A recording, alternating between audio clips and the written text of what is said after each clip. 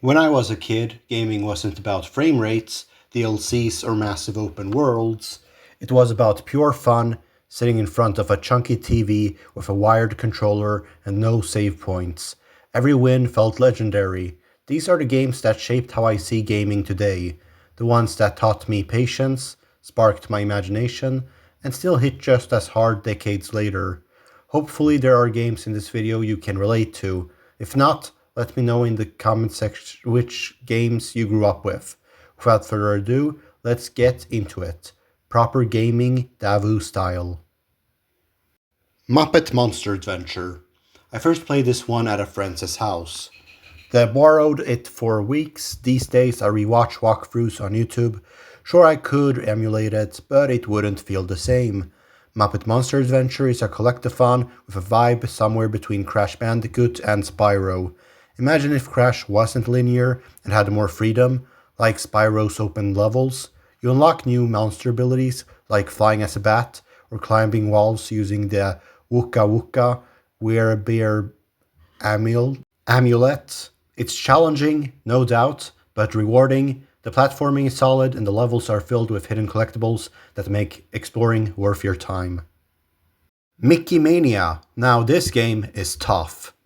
I had the PS1 version, just like my sister who actually owned the copy. It's a 2D side-scroller packed with tricky enemy placements, sudden death hazards, and tight jumps. The gameplay is simple, run, jump, and throw, but don't let that fool you. What really sticks with me is the atmosphere. The wintry stages feel like scenes out of an old animated film. The hand-drawn visuals were ahead of their time and still ooze nostalgia. If you're into retro games that challenge you, Mickey Mania is a must-play. Tarzan PS1. This was the first video game I ever played, and it's still solid. Tarzan plays a bit like Donkey Kong Country with its jungle setting and animal-based gameplay.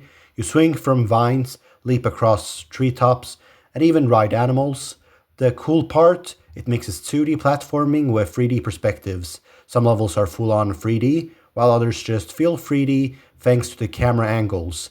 It's more than just a movie tie-in. The controls are tight, the levels are varied, and it holds up surprisingly well. Keep an eye out for my full review of it soon.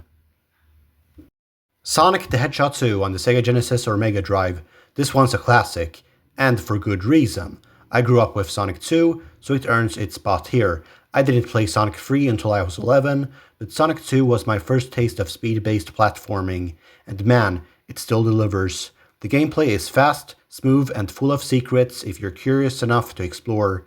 Sure, if you grew up on Mario, Sonic's arcade-style momentum might take some getting used to, but levels like Casino Night Zone, Chemical Plant, and the Mystic Cave offer variety, color, and that iconic Genesis energy.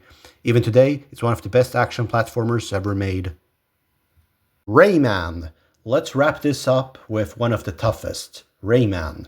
Like Mickey Mania, Rayman will test your skills. You're freeing your friends from cages, swinging on purple lumps, and surviving tough platforming sections and bosses. It's brutal at times, but never unfair. Everything about this game is well crafted, the visuals are stunning, the soundtrack is memorable, and the challenge is real. It's one of those games where curiosity pays off and every win feels earned. Check out my full review of it when it drops. Or, well, it's already dropped. That's the list. Games that helped shape my love for gaming. No patches, no hand-holding, just pure challenge and joy. What about you? Which games did you grow up with? Drop them in the comments. I'd love to hear your picks. And if any of these brought back memories, hit that like button and stick around for more.